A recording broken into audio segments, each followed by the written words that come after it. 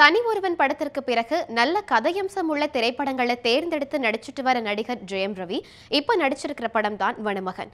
சமீபத்துல சென்சாருக்கு அனுப்பப்பட்ட வனமகன் படத்திற்கு சென்சார் அதிகாரிங்க என்ன சர்டிபிகேட் கொடுத்திருக்காங்க அப்படிங்கறத வாங்க பார்க்கலாம். தனி ஒருவன், போகன் போன்ற படங்களை அடுத்து ஜெயம் ரவி நடித்து முடித்துள்ள அடுத்த படம் வனமகன். இந்த படத்தின் படப்பிடிப்பு மற்றும் போஸ்ட் ப்ரொடக்ஷன் பணிகள் முடிவடைந்து ரிலீஸுக்கு தயாராக உள்ளது. இந்த நிலையில் இந்த படத்தின் சென்சார் தகவல்கள் தற்பொழுது வெளிவந்துள்ளது.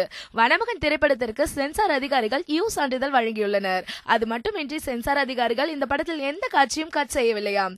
இந்த தகவலை ஜெயம் ரவி தனது சமூக வலைதளத்தில் குறிப்பிட்டுள்ளார். மேலும் இந்த படம் யூ சான்றிதழ் பெற்றுள்ளதால் தமிழக அரசின் 30% வரி விலக்கு சலுகைக்கு தகுதி பெற்றுள்ளது.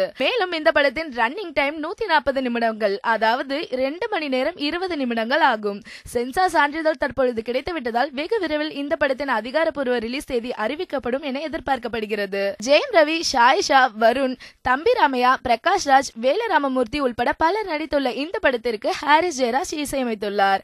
பிரபல இயக்குனர் விஜய் இயக்கியுள்ள இந்த படத்திற்கு திரு ஒளிப்பதிவும் அந்தோனி படத்தொகுப்பும் செய்துள்ளனர். முழுக்க காடுகளில் படமாக்கப்பட்டுள்ள இந்த படம் ஜெயம் ரவிக்கு பேராண்மை போல் மேலும் ஒரு வெற்றி படமாக அமையும் என எதிர்பார்க்கப்படுகிறது.